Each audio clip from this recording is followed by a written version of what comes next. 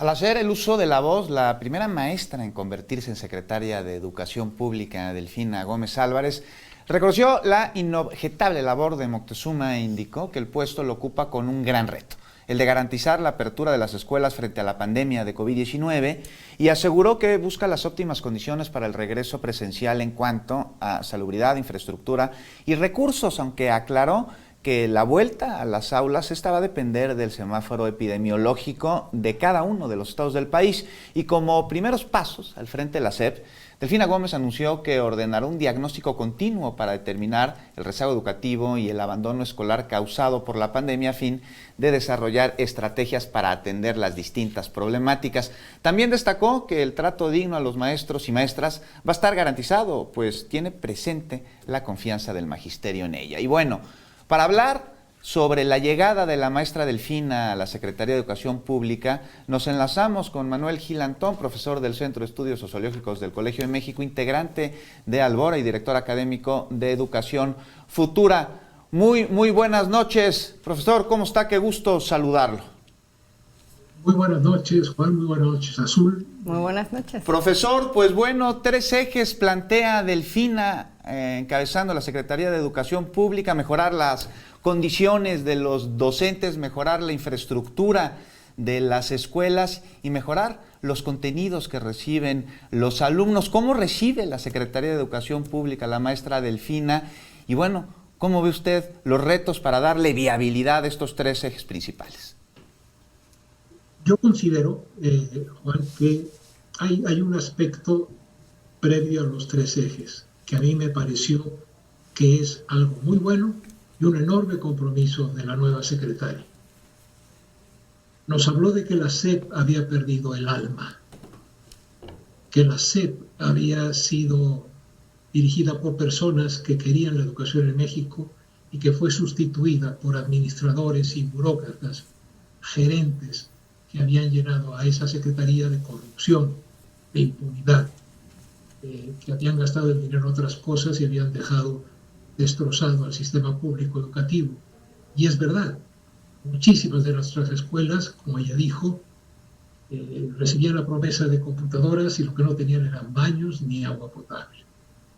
A mí me parece que eso es importantísimo. El gran reto que tiene Delfina es, porque así lo denunció, es devolverle el alma a la SEP, volver a hacer de nuevo que la SEP sea la casa del magisterio mexicano y no esa SEP que le da instrucciones al magisterio mexicano para operar lo que ella decide desde el poder. En ese sentido, yo creo sinceramente que es una oportunidad, es un reto gigantesco y todos nosotros como ciudadanos mexicanos tenemos que exigir que la llegada de esta profesora, que dice muy bien, yo no me sé los problemas educativos por los libros, por lo que escriben las personas que de esto dicen saber, sino porque yo lo he vivido y tengo también experiencia en otras cosas. Es un enorme reto y creo que nosotros como ciudadanos tenemos que tener la máxima exigencia para que esto sea cierto. De tal manera, uno, como me decías muy bien, Juan, Azul, la audiencia, el primer reto es devolver la dignidad al magisterio. Pero mucho cuidado. La dignidad no es, ay, ¿cómo nos hacen falta estas personas que cuidan a los niños porque nosotros no sabemos hacerlo? No.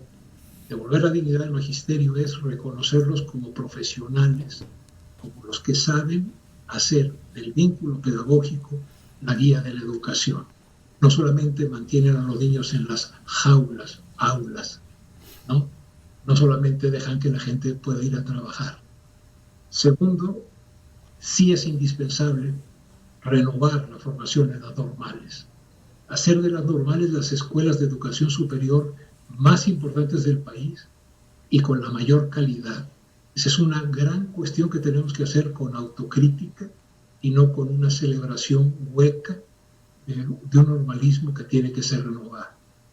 Y por otro lado, el tercero, las cuestiones de los contenidos.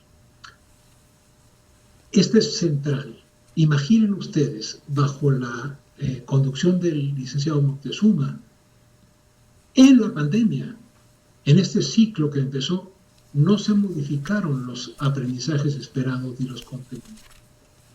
Se siguió trabajando como si no hubiera pandemia, con quebrados. No, la escuela mexicana, después de esta experiencia, yo creo que tiene que entender que la lectura, la escritura, el cálculo y la ubicación histórica de la humanidad sobre la tierra, de nosotros con los demás pueblos, es lo central. Y debemos dejar de lado concebir como materias tanta carga, que hacen de la escuela una inmensa informadora y una pésima formadora. Manuel, no dio esa impresión en términos del discurso esta mañana, pero sí, si uno se va al fondo, parecería que hay una ruptura más que una continuidad en el proyecto de Delfina con respecto al de Esteban Moctezuma. ¿Qué piensas? Yo no solamente lo creo, protocolariamente, cuando se toma posesión, pues se le agradece al anterior, porque hay gente que tiene que tener educación, ¿no? Y me parece que es más bien una cuestión formal. Tampoco creo que todo lo que hizo el licenciado Moctezuma, el maestro Moctezuma, perdonen ustedes, haya estado mal. Muchas acciones que se realizaron en la SEP del maestro Moctezuma no estuvieron bien, porque él fue con su equipo el encargado de proponer una nueva reforma educativa, modificando el artículo 3º, etc. La iniciativa que ese equipo le hizo llegar al presidente era muy deficiente. Fue gracias a la labor en el Congreso y a la labor de partidos distintos, etcétera, que se pudo mejorar. Ese no es un logro del profesor Moctezuma, es una cuestión que salió mal de su oficina y el presidente la mandó hacia el Congreso y el Congreso tuvo que hacer mucha batalla para mejorarla.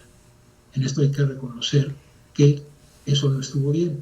Y por otro lado, la relación inadecuada de un secretario de Educación con uno de los empresarios más poderosos del país y más irresponsables, como es el señor Salinas Pliego, eso hay que reconocer que no estuvo bien jalar las orquestas hacia la SEP y dar un énfasis en la música cuando la maestra dice que va a dar un énfasis en el arte. Entonces, si uno sabe leer los discursos, creo que hay una continuidad, pero un cambio. Y espero que ese cambio no sea sustituido por los vínculos que puede tener la maestra Delfina con grupos políticos o la subsecretaria de Educación Superior con empresarios del grupo de Monterrey. Necesitamos que las personas que llegan a la SEP pongan en el centro la actividad educativa y no sus compromisos políticos o sus compromisos económicos políticos, como sucedió en estos 2 años pasados. De tal manera que a mí a veces me dicen, pero Manuel, es que tú tienes esperanza. Yo digo, sí, yo tengo esperanza porque es una maestra, pero no le doy el beneficio de la duda por eso, sino que le doy el beneficio de la máxima exigencia ciudadana para que lo que hoy dijo, que vuelva el alma a la SEP, que vuelva una noción de educación y no de formación instrumental para el trabajo, sea un hecho. Se haga efectivo. Pues esperemos que así sea, Manuel Gil. Entonces nos tenemos que despedir.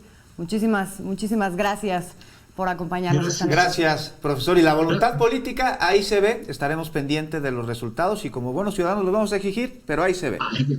Muchas gracias. Gracias a ustedes.